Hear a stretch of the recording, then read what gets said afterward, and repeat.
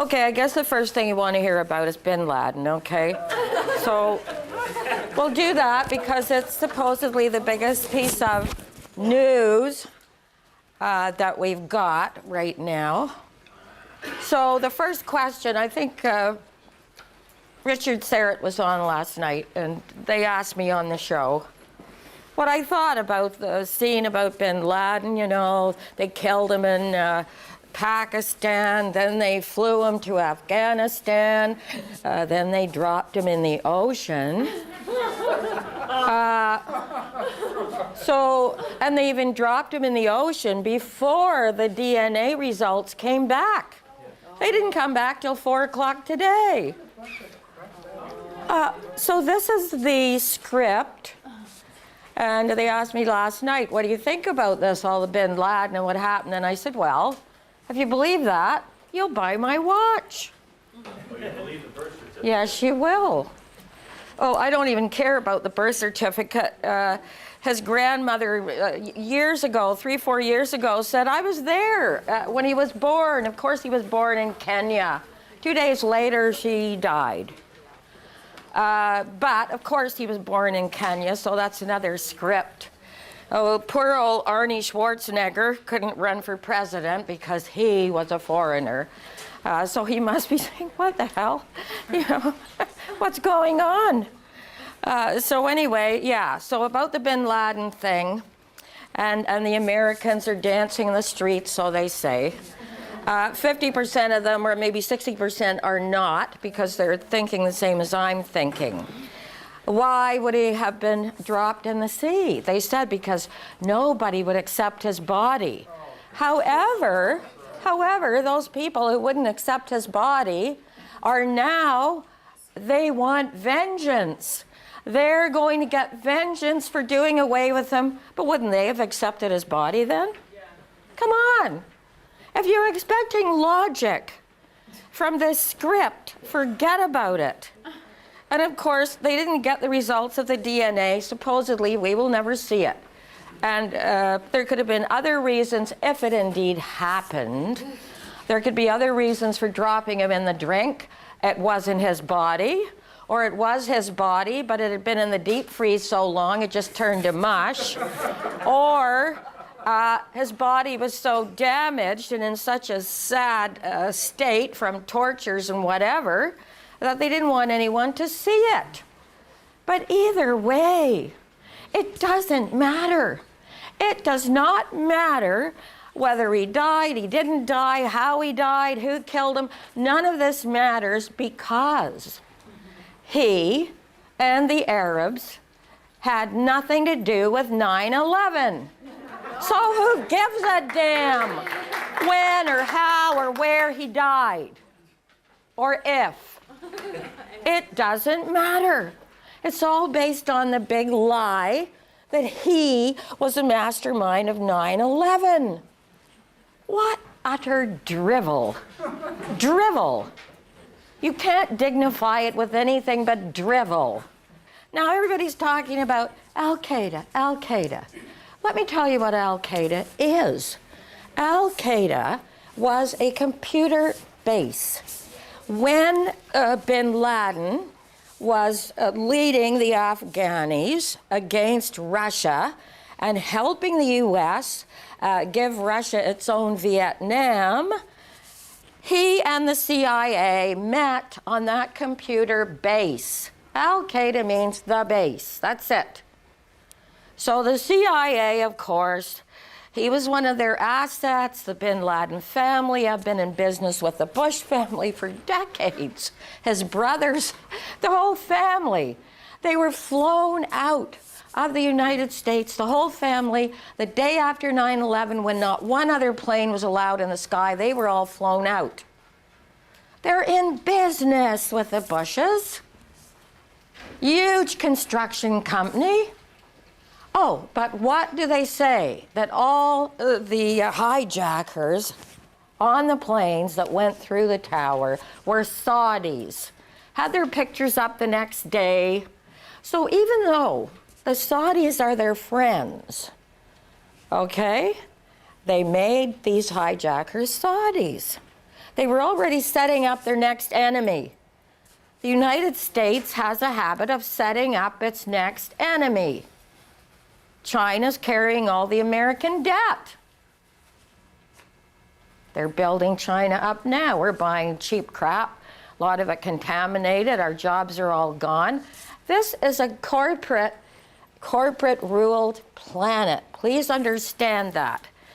It's not about loyalty or your country or your nation or anything. It's about this whole thing that's going on is, first of all, to save the most crooked money system on the globe. We are being drained. All our assets are being taken over globally by a banking system that is crooked. I'm with the Committee on Monetary and Economic Reform for years and years. If you don't understand the principle that a private group is printing the money for every nation on this globe, and when they print it, they charge each government interest. This is what's killing and draining this planet of its life's blood. Now, after the huge fiasco, where one congressman said, let it fail. Let's go back to each government producing its own money, printing its money free of interest. Lincoln did it. And all kinds of presidents, of course, I told you, were assassinated because they wanted to put the money back in the public hands with no interest on it.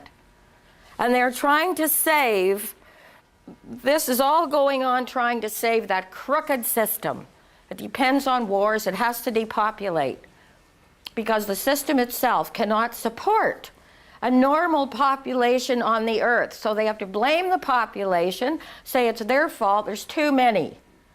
I could put the whole, well, not myself, but the whole population on this earth now would fit onto Rhode Island. Yes, shoulder to shoulder, but it would fit. And the people who are saying we have to depopulate are the same people who run this crooked money system.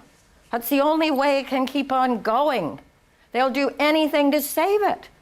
They will have wars, depressions, killing as many as they can, grabbing resources. So it's nothing to do with anything that's got any humanity in it. It's about saving this system. So that's what Al-Qaeda, and they're still Al-Qaeda. The Mujahideen, which fought bin Laden's people, the Mujahideen, which fought with the Americans and the Afghanis to get out the Russians, now they've become the Taliban. Now they're bad. Same with the Saudis. The Saudis are good when it comes to business, but then they were the ones named that were on the planes. Number one, the planes there was nobody on the planes. They were done by satellite. They were guided by satellite. It was like the Indian fakir, you know, everybody was looking up at the planes. And while they were looking up at the planes, buildings 5 and 6 were detonated. The bombs in 5 and 6 were detonated. You can see it at the bottom while everyone was looking up. Second plane came through, buildings 5 and 6, which had already been robbed. All the files from the SEC were taken the night before, and the gold or whatever was in the vault the night before. And as people watched up at the second plane, these 2 buildings were exploded. The bombs were set off exactly when the second plane went through. So that's what happened there. And the people who know that, there's 3 or 4 now that are hiding out in South America. Yes, they know that.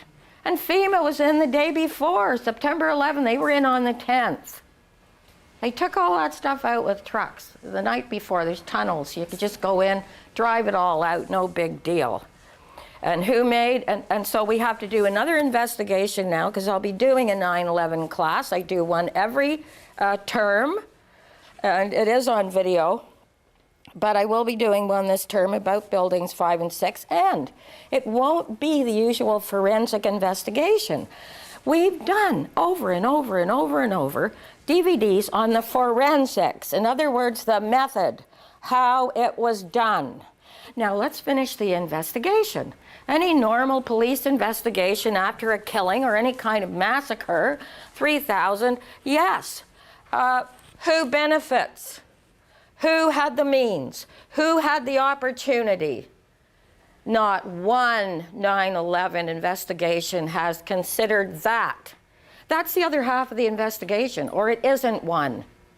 Okay, we know. It's like finding the knife or the gun at the murder scene. Okay, we know how.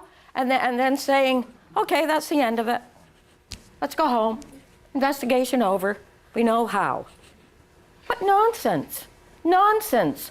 So now the people who ran this scam are getting worried because too many people are getting too close to the truth. Who did it? Who made the money on it?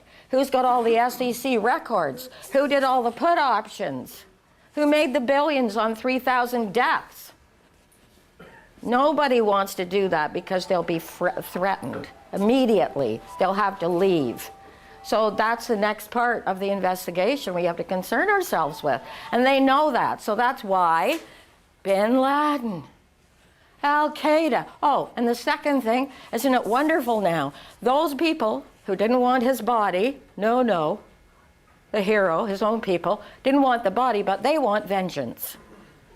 Another illogical mock-up. So now they can ratchet up the whole security.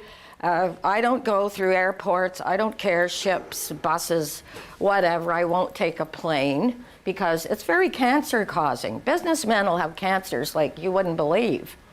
So, and of course, the guy that owns all these scanning machines is Chertoff, who was head of the Homeland Security. Business is business. It's a corporately run world.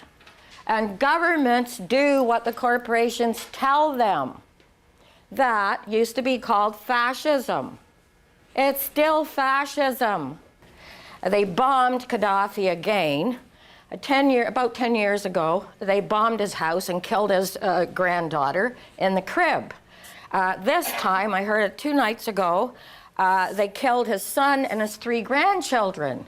And then I never heard another word. So getting Bin Laden, they have to do something. You know, the weapons of mass distraction have to be brought out.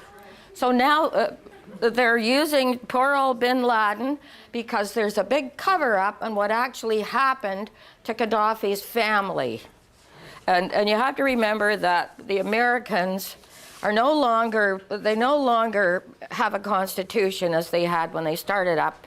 And they bombed 27 countries since World War II. 27 countries. So there you have it. And I haven't heard another word about Gaddafi's family at all. But he's not going to leave till the last bullet, trust me, because they've been so awful to him. And they're using DU, of course, in Libya. They are covering that whole area with DU. That will do away with the population. They'll all get raging cancers, and that'll be that. And of course, just apropos of what we're talking about today, Gaddafi, now this is in 2009. I've got it here.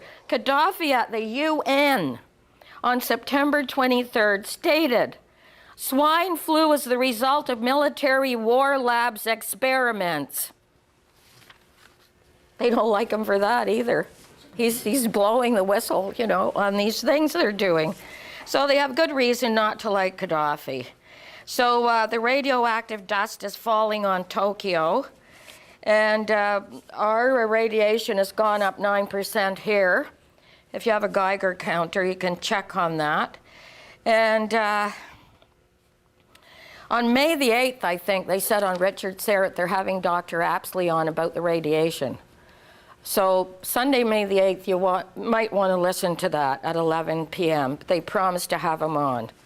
They were going to have him on last night, but the Bin Laden story just knocked everything off the news, the papers. It was just the biggest story. Oh, here's another little article, because we'll be talking about this today. They've just found out that the chimps who are tested with various drugs and things And they get depressed and start to mutilate themselves, you know, like the kids who cut themselves. Well, anybody, chimp, whatever, who is tormented, and the psychiatric drugs and the testing, yes, even the chimp will get depressed, okay? And of course the vaccine makers get away with murder, literally, and they pay off the courts, the judges, what have you, and whenever there's a massacre or something awful happens, some guy with a gun or whatever, they never open the medical file. The big pharma will not allow you to see what that person has been on, is on, or is coming off of. Never. The medical file is never open because of big pharma. They don't want you to know that. And they're still, it's testing people. We're all guinea pigs. That's all they do, and they get a lot of money for doing it. So now they've got another vaccine. Who? There's a nice title, it's on the net, called Who Murdered Africa, meaning who. And now they have another vaccine to stop fertility. However, what else it does to you, they will not say. The side effects. They're just testing everybody. We are all guinea pigs. They come out with all these things. It's disgusting. Here's the Finnish health minister a while ago. I saved this a few months ago. This woman said, Finland, Dr. Keldy was her name, and she said the vaccines are meant for population reduction. Yes, they are. They are. That's what they're for. Then I did an article, remember SARS? I did an article on SARS back in, I can't even see the date on this. Anyway, I was backed up. I had references from 2 specialists, 2 of them in Toronto. I took it down to the SARS Commission. The article was already out in the paper. I took it down. I had a bunch of them, and all the radio stations were there, and the SARS Commission, another joke, okay? So I took it there. I put it on every media table. They watched me, and then they came up to me and said, you have to take these out, and you have to leave now. So I said, I'm not leaving. These are facts. It's already out in the paper, not your papers, but the one I work for, Discourse and Disclosure.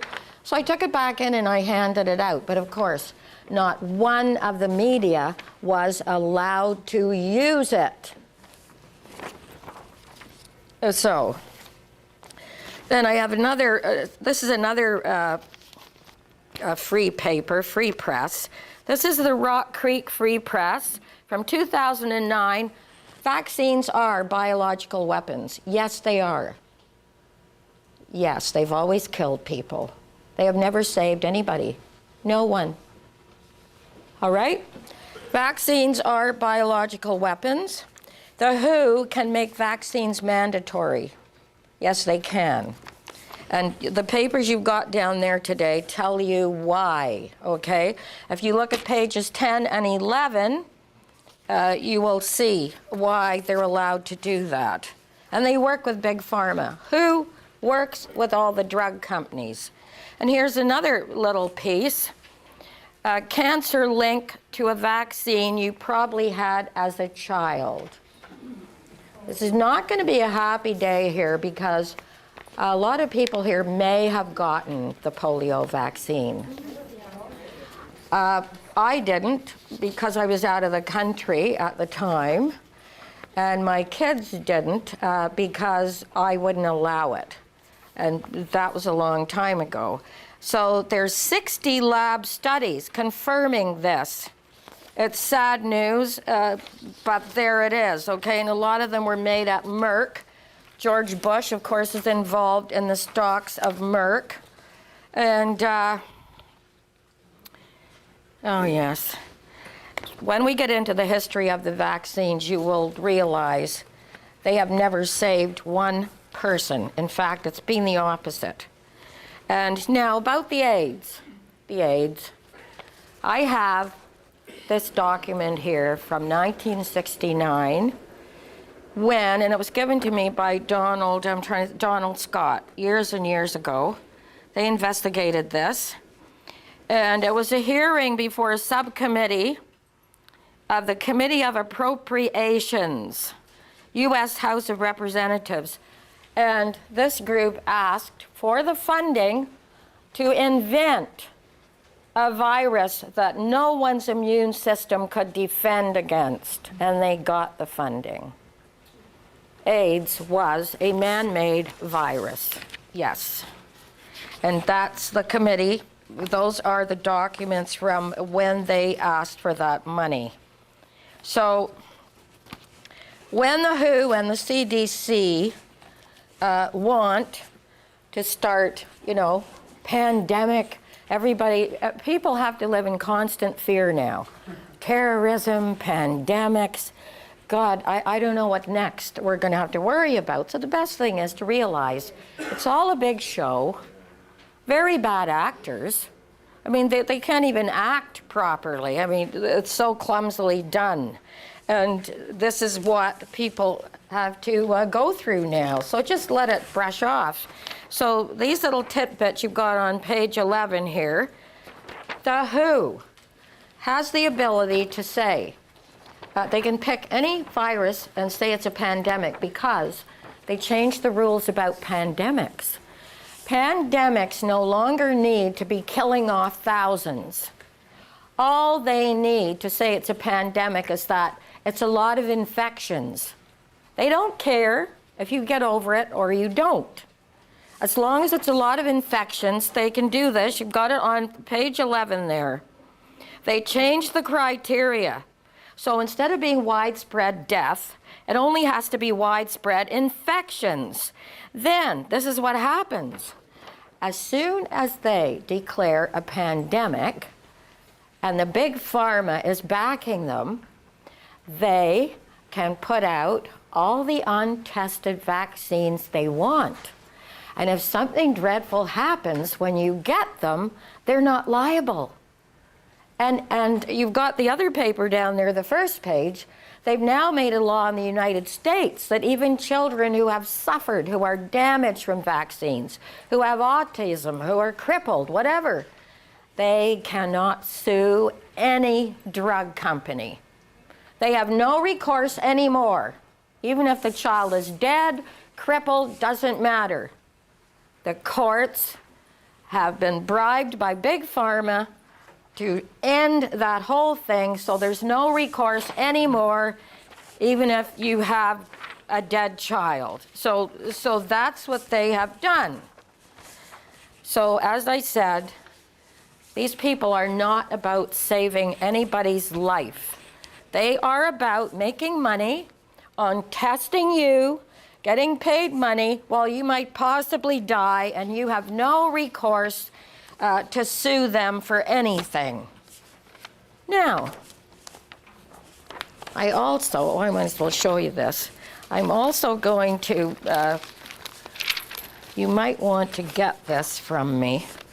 Here it is. Right here, I haven't got enough papers to do this, but if anyone wants this, all these pages, I can just get them copied.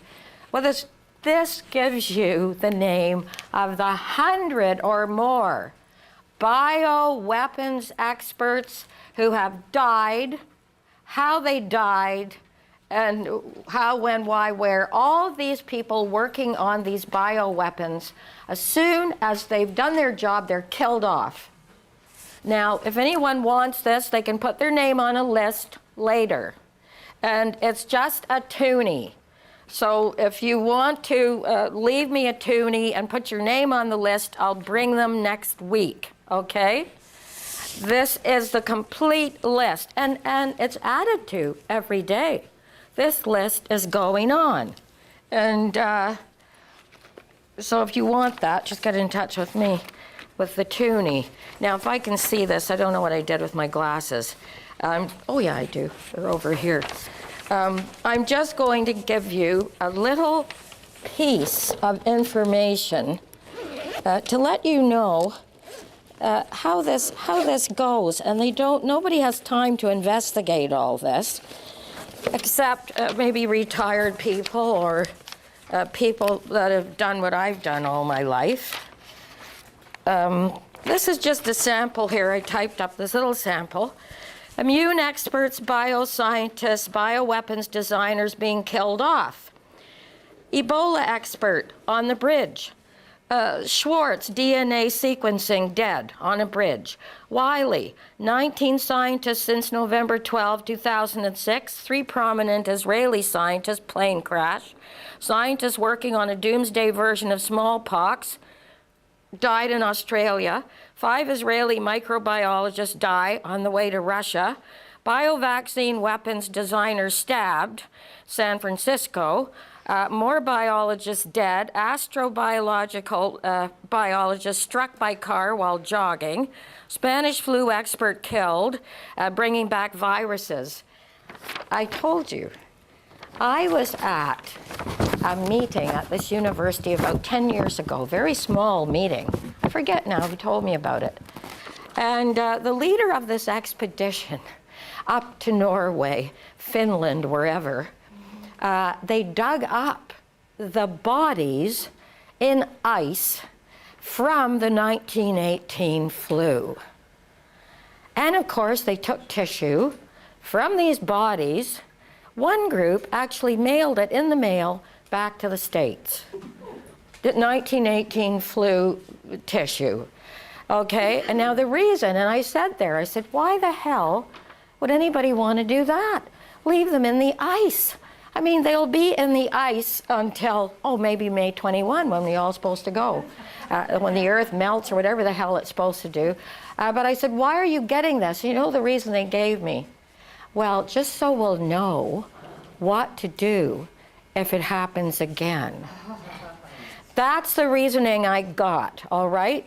So they all went up there to dig this stuff up. Now, some of those people are already not with us anymore, okay? See, Spanish flu expert killed, bringing back viruses for 1918 flu. So where did his little package go, all right? And here's a nice little article. The Idaho Observer, and the editor of that got a very fast-acting cancer, and he didn't know about it, but maybe 3 months after he knew about it, he was gone. Okay? And he wrote one of these articles. Vaccine may be more dangerous than the swine flu. See, flu or no flu. The WHO, the CDC, set to launch swine flu pandemic. That's the kind of stuff he wrote. So you either meet with a happy accident or something else happens to you. So what we're going to do now is go through the history of vaccines. Nobody ever talks about how they started, what they do, and why they make people so sick and kill them, actually. So we'll just start. In the early 1700s, okay, they had this bright idea. Now, you've seen those films and Huckleberry Finn and all that. When 2 kids, let's be blood brothers, you know, they cut their hands and they put them together, you know, now we're blood brothers. That's what they did in the first vaccines. In the 1700s, thinking it would work, okay, they mixed the blood of a plague victim or a smallpox survivor with the blood of an untested person, okay, hoping, in other words, they put cuts in their arms and then they held the cuts together. They didn't have any needles then, so this is what they did. And they were hoping that it would work. So now, did it work? Let me just read you this on a tombstone. In 1788, this was on a tombstone, and it was in the Lancet. Here, I'm quoting it. In memory of Peleg, son of Thomas and Mary Conklin, who died of the smallpox by inoculation. January 27, 1788, age 17. So he obviously was one of these people that was cut. And so right on the tombstone. So the Lancet in 1996 had a photograph of the tombstone, and it was called an old malpractice claim. So we're looking at testing with this first idea and people dying of it. There was no success. Now, we come along to 1837.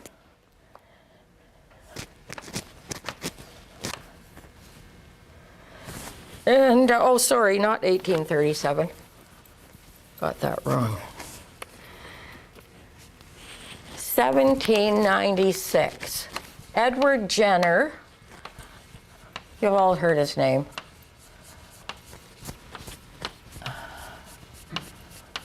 Edward Jenner. Now, he had another idea. He pierced the skin, it doesn't say needle, he pierced the skin with a cowpox tainted instrument. Whatever that instrument was. Could have been an old darning needle or something. He pierced the skin with it and thought that that was going to work, okay? To guard against smallpox, that didn't work because nothing was known about viruses then. Even when they discovered antibiotics don't work with viruses. Viruses are old, billions of years old, and it's a virus. So they knew nothing about viruses until much later with Pasteur, okay? So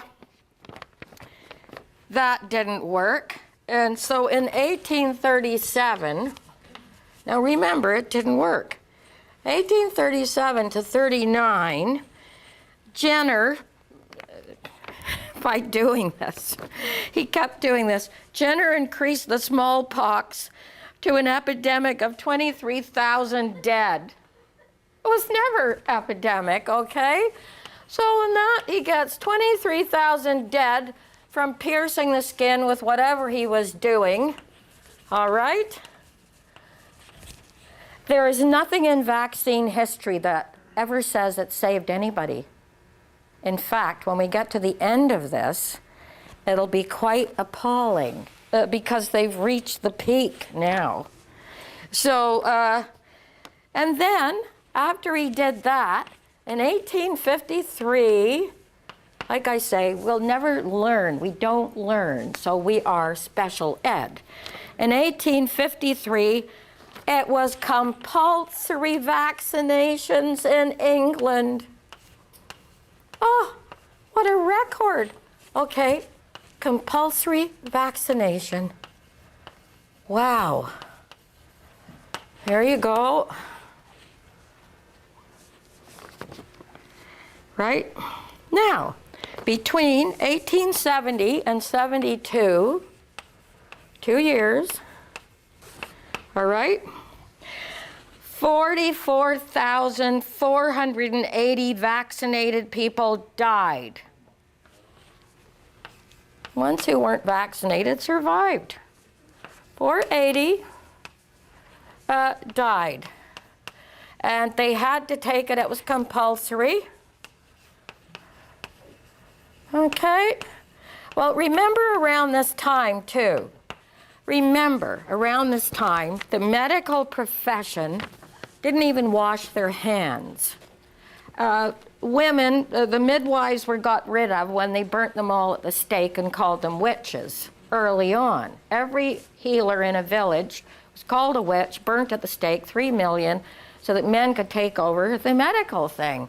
So then, in the Victorian era, women were scared to death when they were pregnant. They knew they'd probably die.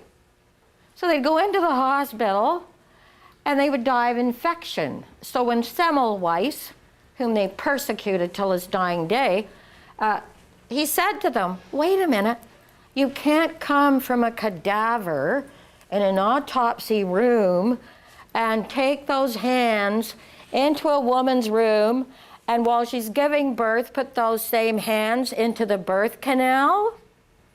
They were doing that. The Greeks, the Romans, knew much better than these Victorian doctors. So women were dying in the droves when they didn't have a midwife. The midwife knew enough to boil things, wash your hands, whatever. No, they were that stupid. So even Semmelweis, who, you know, the germ theory came along later, but it was common sense. Wash your hands. They don't even do it today. I've seen articles in the paper where they've caught them not washing their hands. So that's what they were doing. So Semmelweis said, you can't do that anymore. Well, they persecuted him. They drove him till he died, till his dying day. That's how stupid they were. And of course, until Harvey, they didn't even think that blood circulated.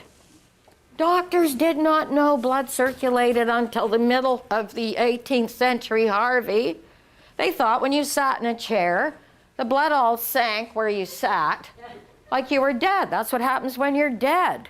The blood just goes to the lowest part of the body and you start turning blue and green. No, they didn't know blood even circulated. And they didn't once think of the Greek Hippocrates, first do no harm. They don't even think of that today. First, do no harm. That's the first thing. So anyway, these all died, all right? And let me think now, and the people at the time fought the vaccine, just like we're doing now. They fought the vaccine. Okay?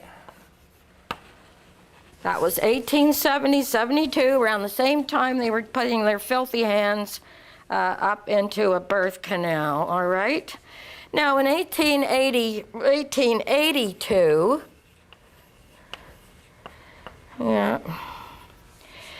a doctor named Robert Koch, I think it was Koch or whatever, Robert Koch then,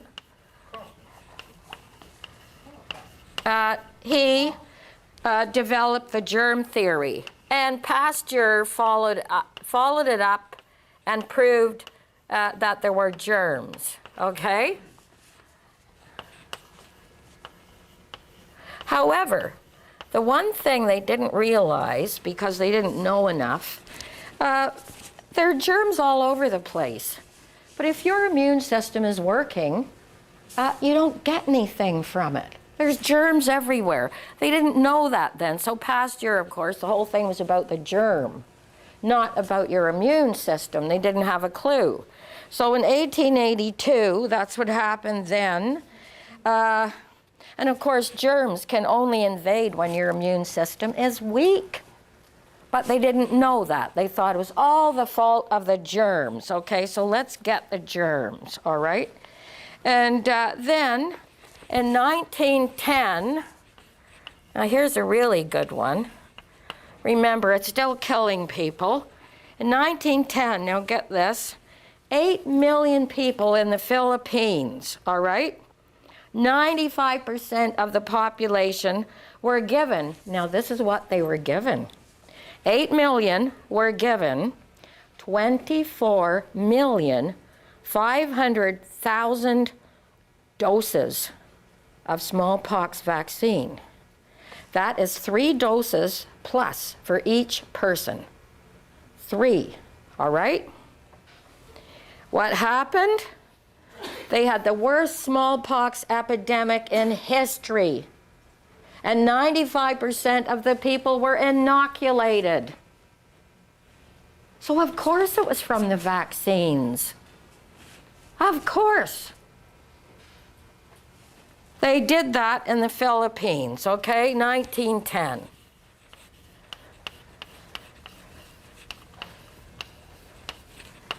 That's why I'm calling it murder in the first. Murder in the first degree is not like hitting someone in a rage, okay? There's second degree, then there's manslaughter. Murder in the first means you plan it, you are going to profit from it, and you do it. That's called murder in the first. If you don't plan it and you get in a fight or something, I know you're going to the meeting, Tom, it's manslaughter, okay? But this is murder in the first. It's planned, it's for gain. It's planned and it's for gain. That's murder in the first, all right? And that's what they did there. In 1948, it took this long.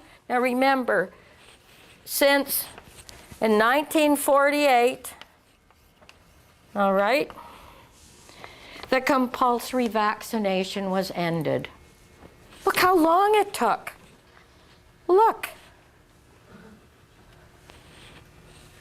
100 years. Okay? Compulsory ended. God knows how many people gave their lives fighting that until it stopped. 100 years of having to be vaccinated, all right? Now,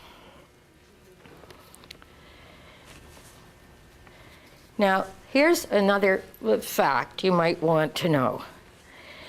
Prior to the 50s, in other words, 1950s, paralytic polio was a scourge in England, Wales, and France. Okay? And in America, more than 33,000 died or were crippled. Then, a very strange thing happened. It just ended. The mortality from the polio ended. People were not getting crippled. Suddenly, it was just like it just went away. All right? It naturally went away. Now, what happened after that? Here we go. Now we're getting into our era. Between 1956 and 66, they put out a polio vaccine after it had died down, all right? And the polio erupted to the degree that it had been in the 1920s. It was already going, was already almost gone. Then they put out the polio vaccine between 56 and 66. And the whole thing erupted again and went right back to the huge figures in the 1920s.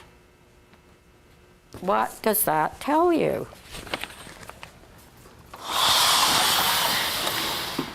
So, 1956, 66.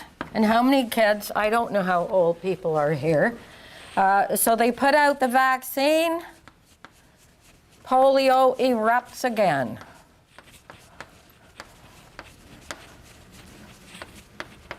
There. Everyone was afraid again. The vaccines were out. Okay? Now, coming up to this,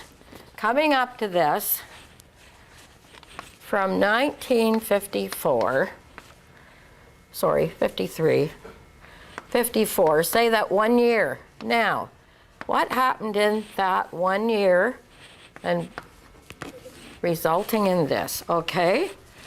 Jonas Salk, the scientist, thought he was figuring something out. So what he did was, he said, this is what we'll do. We'll grow the polio viruses in the lab. We kill them. We grow them, we kill them. And then we inject the dead viruses into healthy children. And when we do that, he said, the dead viruses will not reproduce.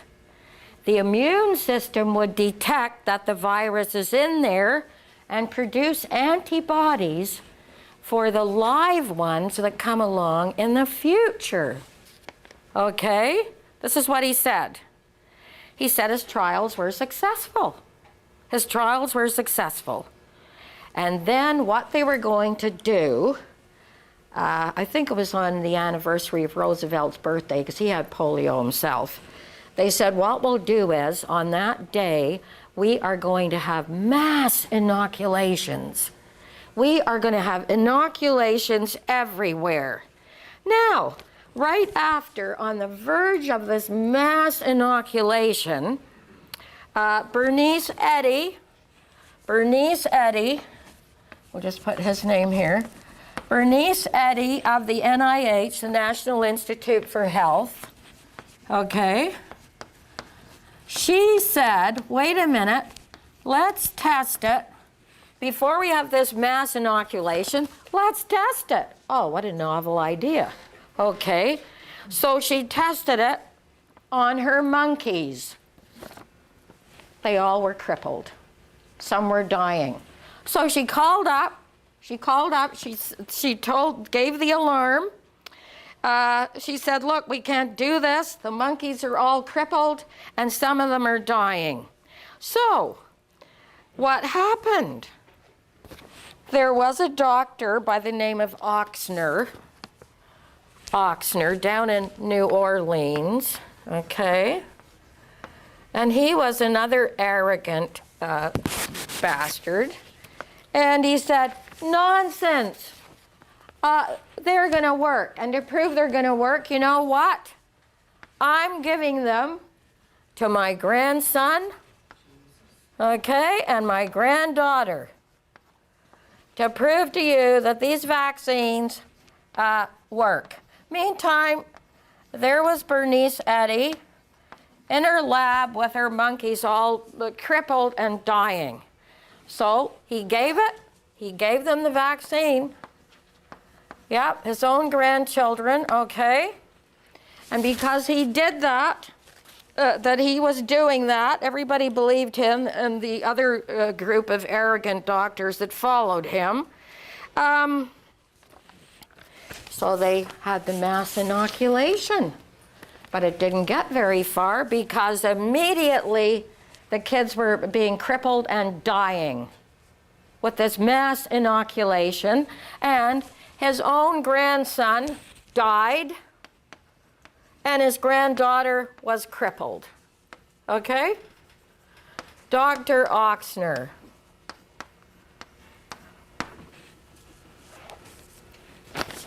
Proving that the vaccine, in spite of what Bernice Eddy warned, he went ahead, okay? So after that, now wait till I tell you what happened to her. Bernice Eddy was demoted to the influenza department. Not so much as a thank you. Yep, demoted. Never quoted or heard from again. This is how they are today.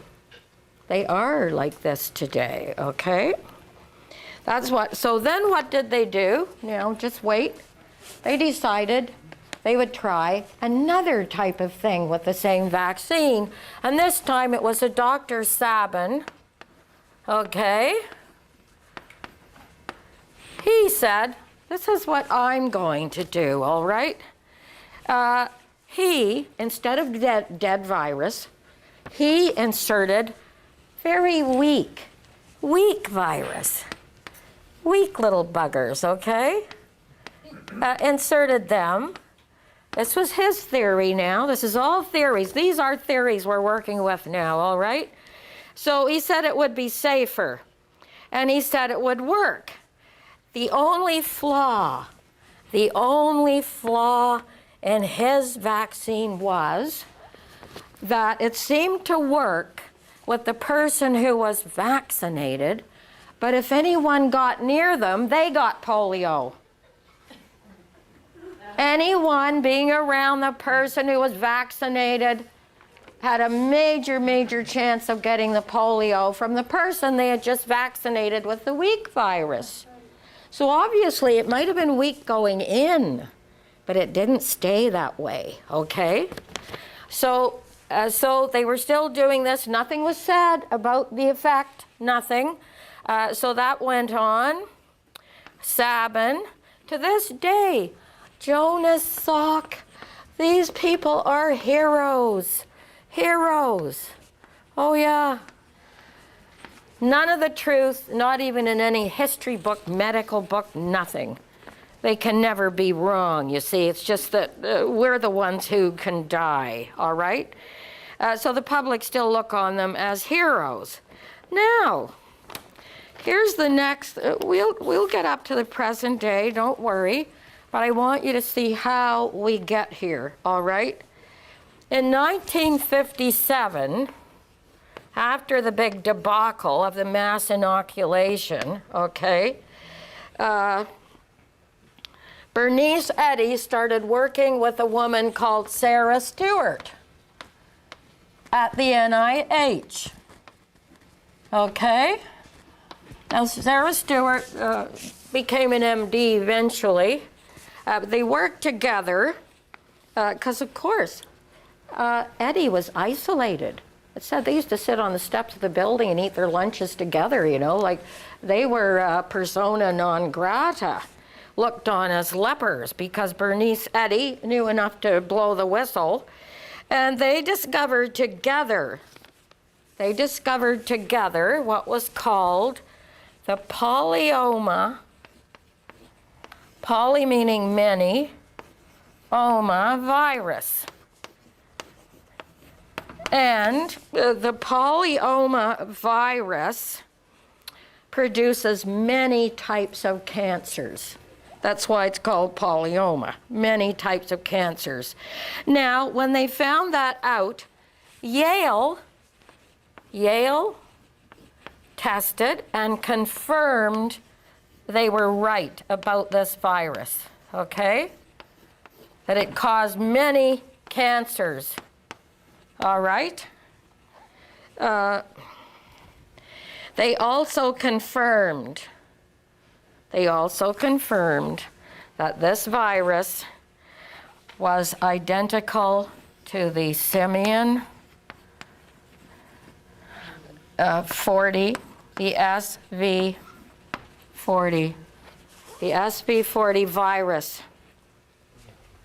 In 1960, I'm doing this because maybe you're taking notes, okay? 1960, Bernice Eddy, the same woman who worked with Sarah Stewart, all right? Bernice Eddy announces this fact. She gives a talk, all right? She gives a talk to the Cancer Society in New York. And she announces this fact, okay? And what happens to her? The National Institute of Health destroys her lab, destroys her work, and destroys her character, assassinates her character for telling the Cancer Society the truth.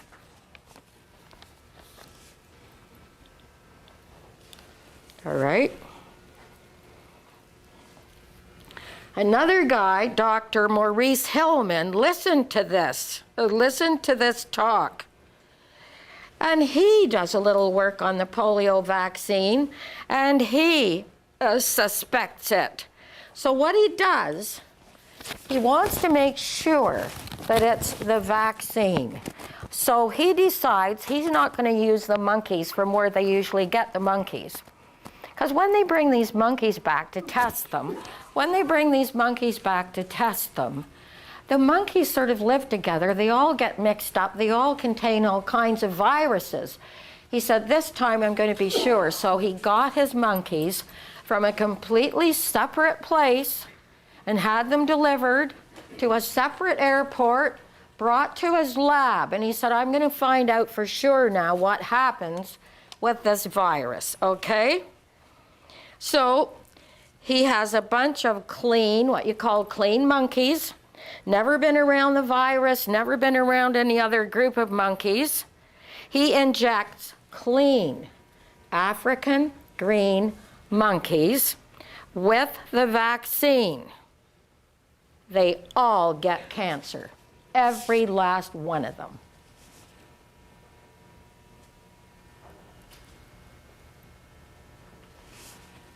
All right?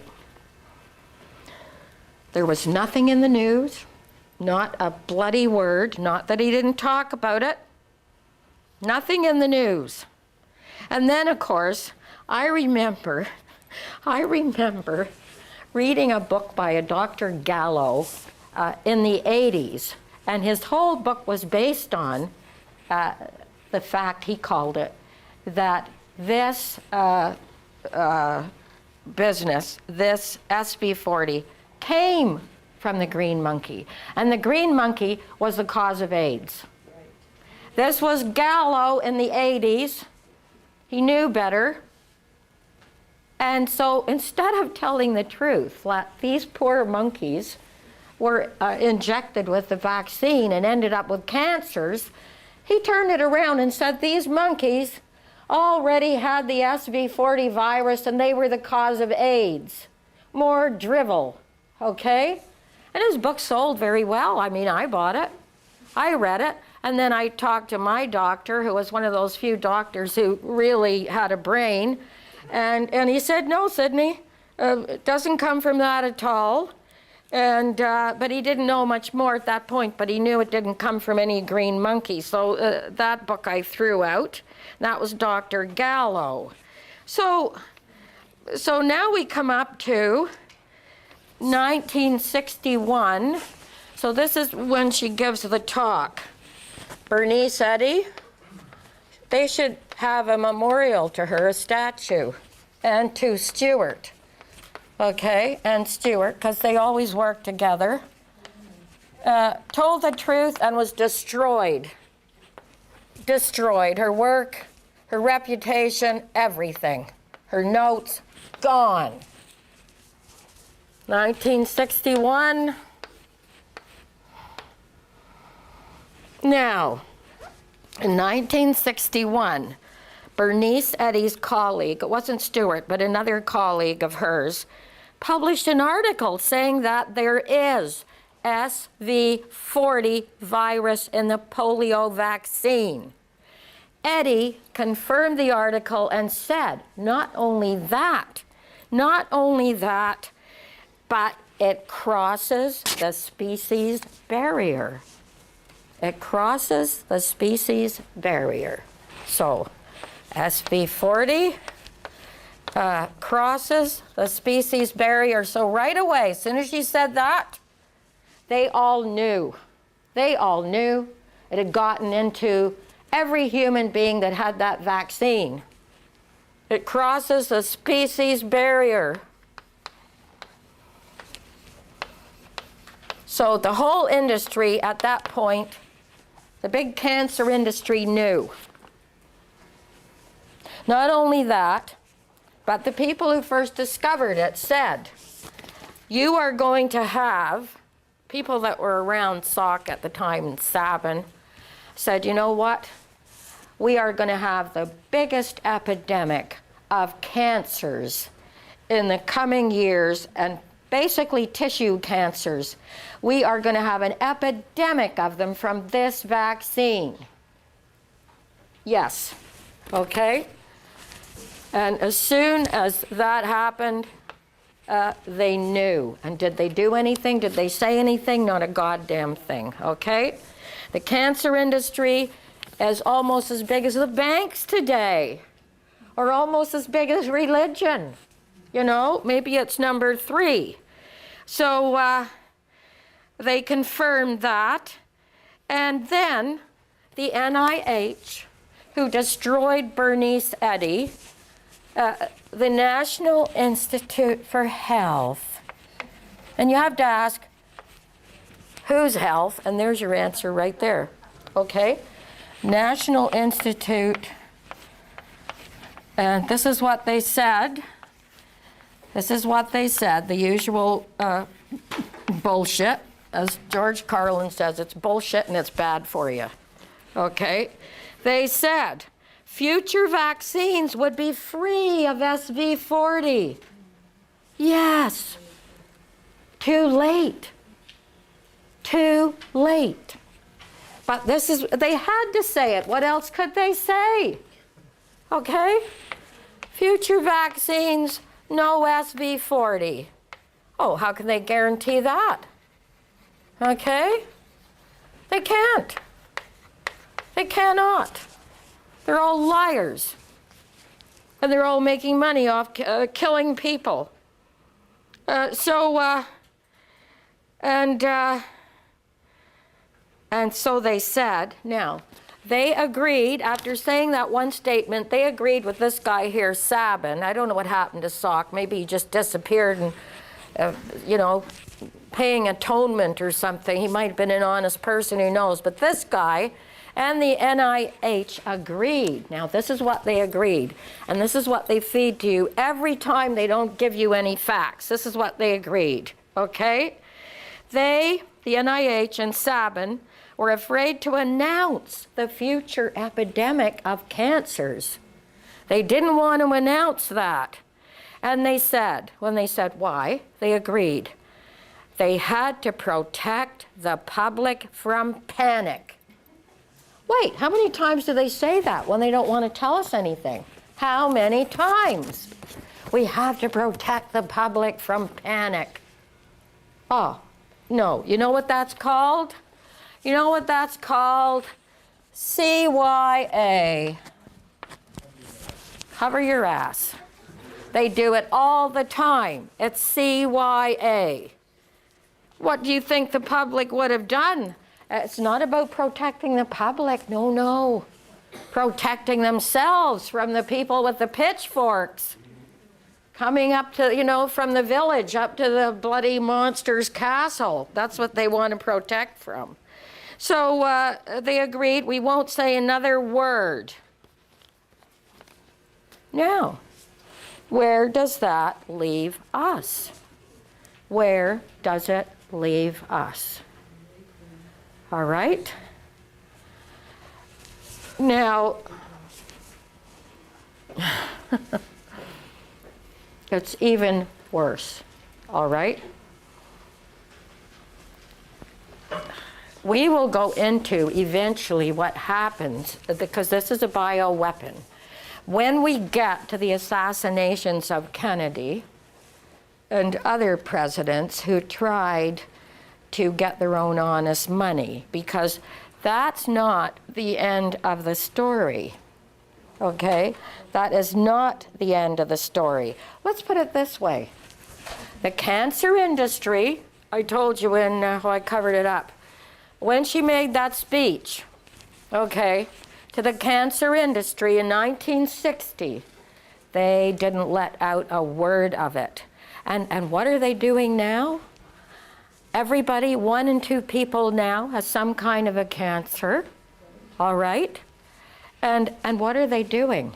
They are getting funding now it's hockey. It's street hockey. They have gone through every dance, every sport, every race, bicycles, races, running, dancing, swimming, hockey, to raise money to conquer cancer.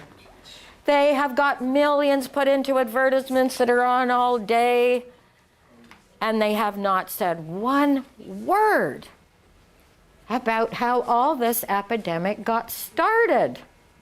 Not just the environment. So we're coping with the vaccines, other kinds now that have even worse viruses in them, trust me.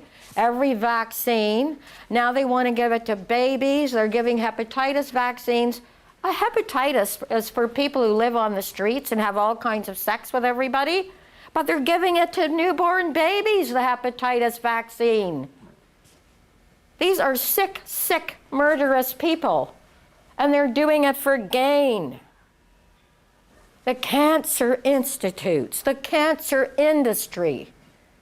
Everybody lives in total fear every day. They get up every morning. They hear it on the news. They hear it everywhere. They've got marathons.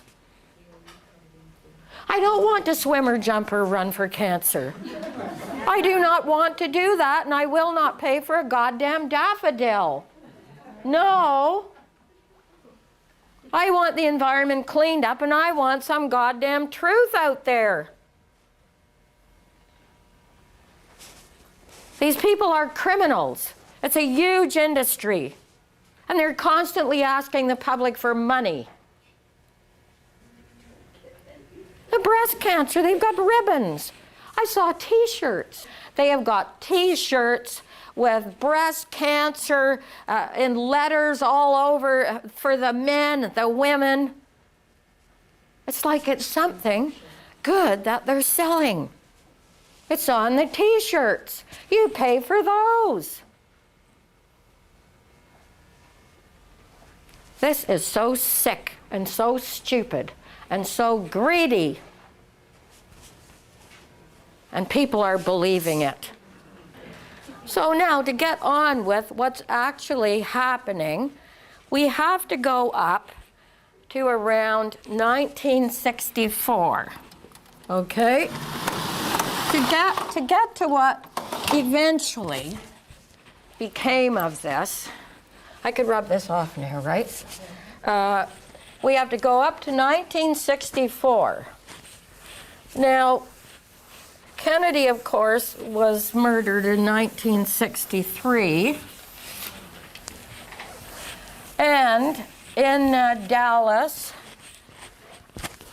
And at the same time as this was happening to him, all right, we have to do some of this now.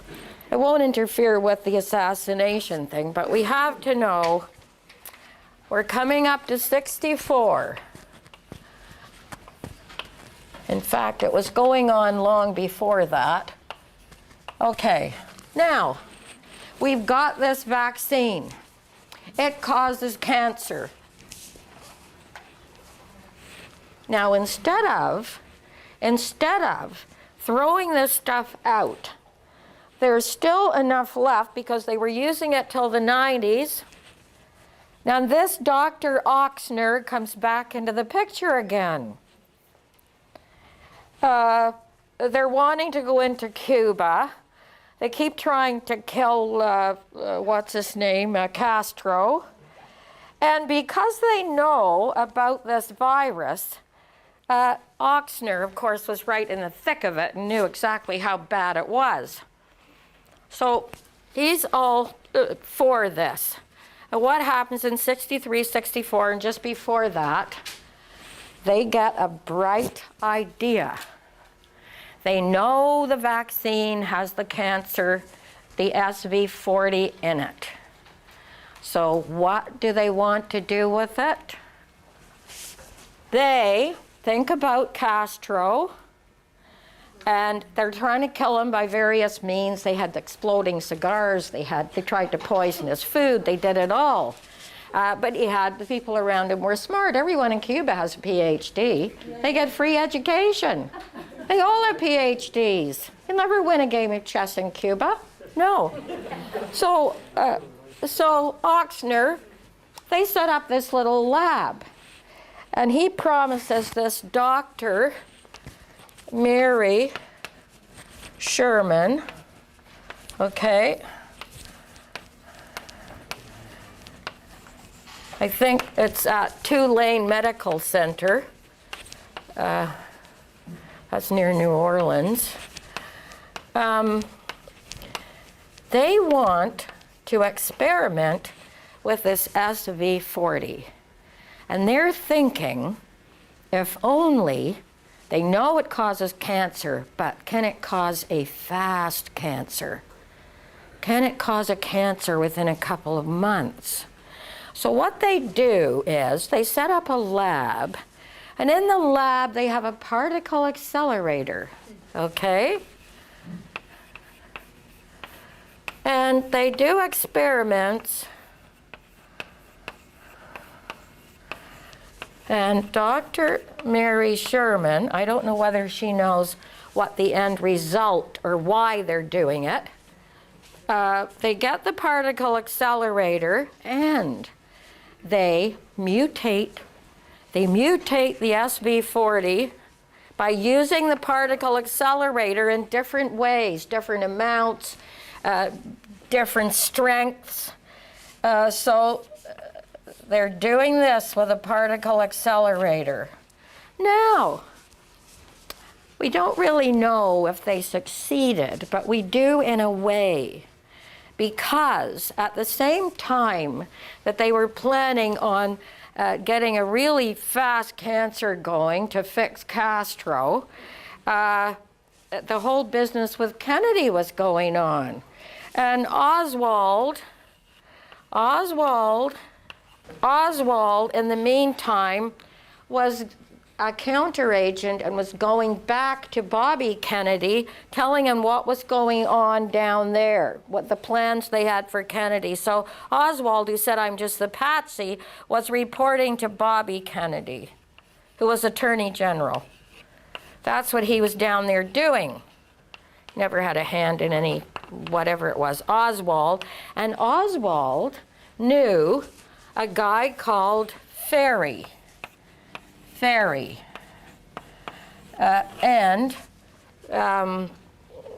think it was Sherman used to call him the ferret, or ferret face, whatever, because that's what he looked like. He had no eyebrows. He was a real weirdie. And he had all kinds of lab rats that he experimented on. He was helping out with this SV40, seeing how fast he could grow this cancer.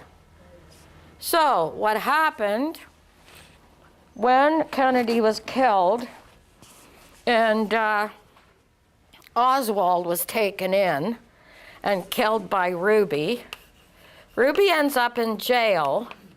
They inoculate him in jail. Within 3 months, he dies of cancer. So it worked. They did make this cancer faster. They inoculated Ruby. 3 months later, he dies of the cancer. 3 months. He knew too much, he had to go. Oswald was shot. He gets the cancer. And so he doesn't have any more news for Bobby Kennedy. But the particle accelerator, and it didn't work with Castro. They had big plans for him, but they couldn't get it over there. But what happened was this Dr. Mary Sherman was testing the monkeys, using the monkeys, and she was using this particle accelerator to make that virus really fast. You can do that. It was working. They tested it on Ruby. So she must have come up to a point where she said, well, look, now I don't know whether she actually died, I think she died after Kennedy was killed, did she not? Yes. So at some point, this Dr. Mary Sherman must have said to Oxner, remember Oxner, this dreadful Dr. Oxner, another greedy, it was like Fishbein. It was all greed and ego. She must have said to Oxner, she must have caught on to what all this was for at some point, and she must have said to him, well, you know what? I don't really want to do this. And they found her in her lab, or in her home, not the lab. They moved her after she was dead. Somebody in the lab, while she was working on the accelerator, which is a very dangerous machine. You can't go in front of it. You have to be very careful. They obviously pushed her in front of it, and when she was found in her apartment, not in the lab, the whole side of her body was just like it was, you could see ribs. Everything was gone.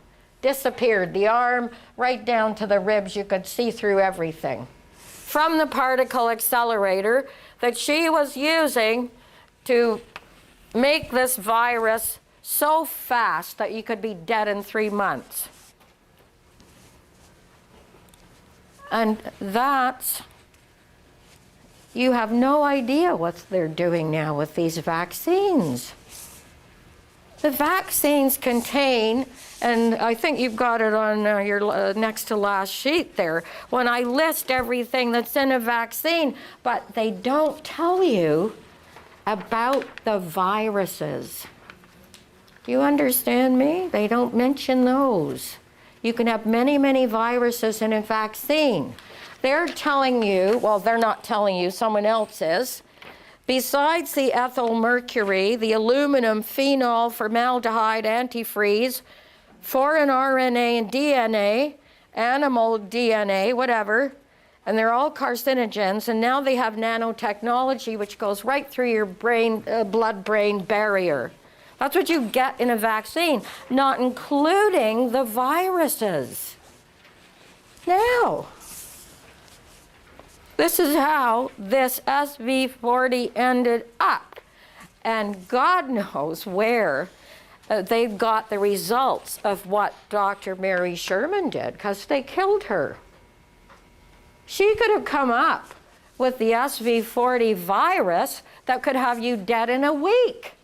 We do not know to this day, and she is dead. And of course, all her work would have been taken away, all her notes, whatever. So what they're planning on doing with these, what they're planning and what they're doing now, as I said, way back, well, this is under, way back here, when Pasteur got his germ theory, okay, Pasteur, and it was all about the big bad germ, okay, they still didn't realize that if you have a good immune system, it doesn't matter. You could be dumped into a garbage bin, surrounded with all kinds of germs, head to toe, buried in it. If your immune system is working, you will come out of that without getting anything. But they don't want you to know that to this day. They want you to be afraid of the germs, the germs. So what they want to do now, the whole move behind the vaccines is to destroy your immune system and destroy it as early as possible. That's why they're giving them to children. You cannot give a child a vaccine when it is so young. Your immune system develops as you get older. And every time you come across another virus and you've conquered that one, your immune system has more antibodies. It's filed away. Oh yeah, I know that germ. I've done that one. And your immune system grows and gets an even bigger bunch of antibodies for almost anything. That's how it's supposed to go. They are giving vaccines, useless and harmful vaccines, to babies, to children. They're killing off their immune systems. They're making them weak so that when they send out a pandemic, that's it for you. You cannot do anything unless you have weakened a person's immune system. And that's what the vaccines are about. They will never tell you that. They will never tell you anything. They won't even tell you, look at this history. There is no history of any vaccine saving so much as one life. In fact, they are bioweapons, and if you give them to a young child, and the younger the child, the more destructive they are to that immune system. And so it's a combination. It's a combination. If you know where the WHO comes from, I think I put a note down here to where it comes from. But anyway, it was started up by Rockefeller. And what was Rockefeller into? Eugenics. Euthanasia and eugenics. That was Rockefeller back in the 30s. They own the WHO. They own the NIH.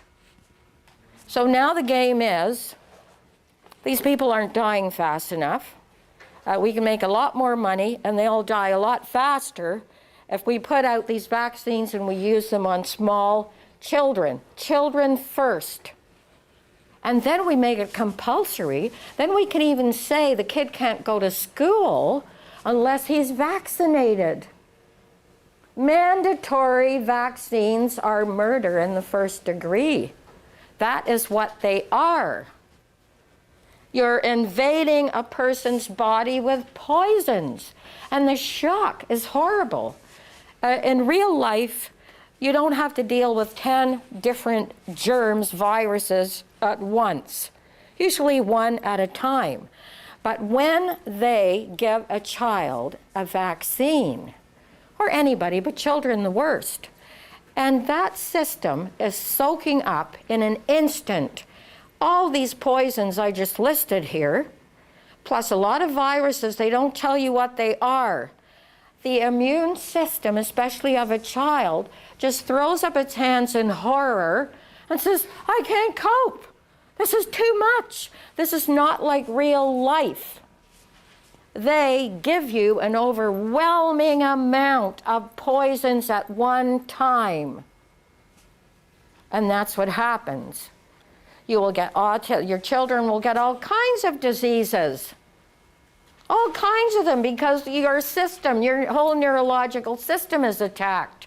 Your brain is attacked. It goes past the brain-blood barrier. They're using nanotechnology in these vaccines. This is murder. Indeed, it is murder.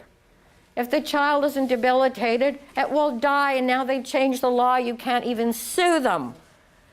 So I'm saying the effect of all this poison in one needle at one time to anyone, but especially a child, it just destroys the immune system, the neurological system. That's it. That is murder. I'm sorry, it's murder. Whether you die in 10 years, 5 years, or you're blinded, or you're in a wheelchair, it's murder in the first degree, and they're all working on that. That's what a vaccine is. And they won't dare tell you the history of the vaccines. They will not do that. Never. You won't hear it anywhere. And what is the first rule of medicine? First, do no harm. That's gone. Forget it. We don't have that anymore. We have got a bunch of greedy psychopaths who bribe the so-called health institutes, the cancer institutes. It's disgusting, and they will destroy anybody who tells the truth about it. That's what we have got here. And so your children are in danger, and the WHO can announce compulsory vaccines. Yes, they can announce that. They can do it. They have the money to do it. So at some point in your life, in the next decade, if you have children or even yourself, you're going to find your back against the wall about these vaccines.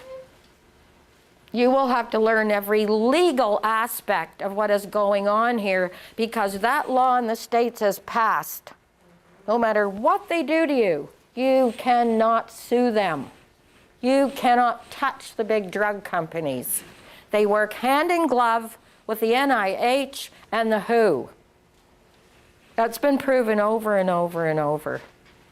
And that is what we're up against. We're up against a huge depopulation effort, but at the same time to make billions from the depopulation, escape from any consequences of doing it, and make us believe that it's for our good. Do you see what that's why you need propaganda. Everything you hear from an advertisement, a billboard on a bus, a TV show. What is television for? I haven't used my set in years except for DVDs. The television is, and they will admit this to you, it's not about the shows. Even though they might fool you and say, oh, Discovery, oh, you'll get the truth. No, you won't. They have the best lie. The best lie is the one that's almost true. That's what they do. That's the best propaganda, the lie that is almost true, and you will believe it. Well, maybe not someone in this class, but most people, yes. So they will admit to you if you're talking to them. So I did work on Madison Avenue for a while, and they will say, it's not about the shows, it's about the commercials. Television is to sell. We don't care what show. If they want realism, if they want The Bachelor, whatever inane gobbledygook they want to watch, we'll let them as long as they listen to our commercials. This class on propaganda is the only one in North America. Yes, I've been told that by a professor in England who has a class studies in propaganda there. And I saw one of his DVDs. And he said, no, I'm the only one in England. I don't know, it could be all of Europe. They do not want any studies of propaganda, please. This is the best weapon they have. If they can make you believe what they're telling you, the propaganda, you will fall in love with the tortures, the torment, and the way they're killing you. You will like it. You will reason that this is how it is. They care about me. And that's what they want to do. Propaganda is not just it's to make people willing. It's to gain their trust. Propaganda is not like force. No. Anyone can object to force. Even a 2-year-old. You're not going to spank me, blah, blah, blah. But propaganda is to make you trust the person telling you this garbage. It's about selling you ideas, whatever, from things to ideas. It's about selling. It's about giving you guilt, fear. It's like religion in a way. Yes, it is. That's propaganda too. Make you feel guilty, fearful. Oh, if it's not guilt, it'll be fear. Or it's greed. You'll get so much money. You'll be successful. Let me tell you how to get rich. Well, the only way he's getting rich is on selling tickets to his drivel. That's how he's getting rich, but he's not going to tell you that. So this is what's happening now. Now it's affecting our lives, life and death. If we believe the propaganda, we will sacrifice our children, ourselves, everything. Let me tell you another fact. The people who do get cancer and do not use chemotherapy live 4 times longer. Doesn't matter what kind of cancer they have. They are killing you, poisoning you with chemicals, and then it's like a wheel, and then you get the cancer, and what do? You go back and you get more chemicals to kill you again. So you can suffer in your last days. And these are the people who call themselves health institutes. The World Health Organization. They are planning the pandemics so that you, with your weakened immune system, you can't withstand the pandemics, and anyone who takes vaccines, they will be ill or die very early. And they have said, and I heard it on 680 News, and I wrote it down. This is what was quoted. The next generation will not be as smart, and they will not live as long. They know that, and that's what they're working towards. So what I'm saying is, it may be a little depressing to learn how evil these people are. They could have thrown out all those batches that had SV40, could they not? They didn't. They used it right up until the 90s, and they knew that people were going to have an epidemic of cancers. And the cancer industry is a huge, huge industry. Billions and billions of dollars, and have we gotten any closer? No, it's worse. 1 in 2 now. It's worse and worse and worse. Have they cleaned up the environment? No. So between, and they know this. In fact, the DuPonts who made all the Teflon, years and years ago, they had their own organic garden. They wouldn't eat the crap, all the pesticide-ridden food they were putting out there. No. No, they know what they are doing. They are not stupid. They think we are. They have nothing but contempt because we believe them. If your kids have had any vaccines, then I've got here, I hate having ain't it awful classes without solutions. So I'm just telling you a couple of things you can do to waylay some of this. Okay, I've got a little menu here. What you have to do to live past this, all right?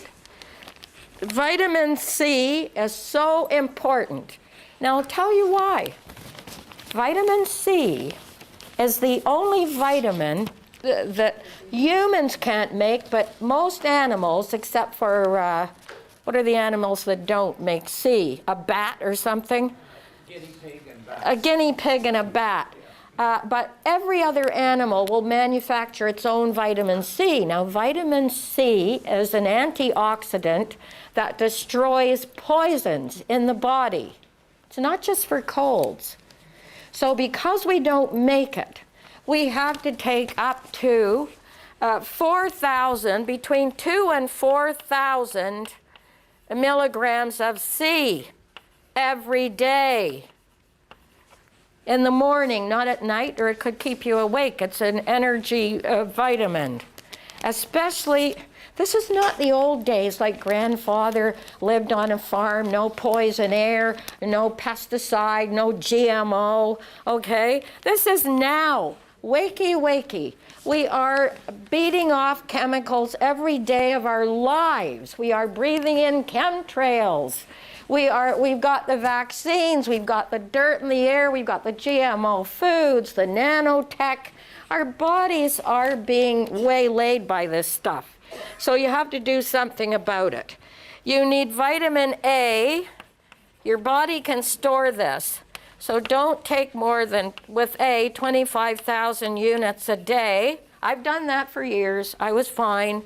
And the other one is beta carotene. That's like vitamin A, but it doesn't stay in your system, so you can take even more. So 25,000 of beta carotene every day after a meal, please. You can't take them on an empty stomach. Take them after your breakfast. Then you need liquid B vitamins, the complex. Liquid, you can get it. Liquid Bs, the whole complex, not just one or two. You can't do that. Liquid Bs every day in your drink at breakfast. And you need vitamin E is another antioxidant. Now, with vitamin E, please do this. You'll ensure a bit longer time here, unless you're fed up and you want to go. But vitamin E, you have to start with 200 units. Okay, and 3 months at 200, then you can go to 400, and then you should end up with 800 units a day. It will oxygenate your cells. Your cells have to have oxygen, and you're fighting off all this crap they're loading on you.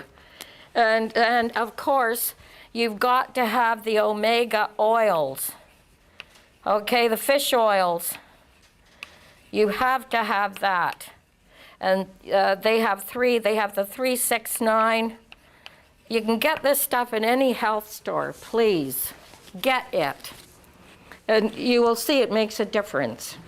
It does make a difference. And I also get what is called a liquid. I get the liquid trace mineral. It makes a difference. It does make a difference. And I also get what is called a liquid. I get the liquid trace minerals. Liquid trace minerals. Just ask for them. You want a liquid, especially when you're older or you don't absorb them, minerals.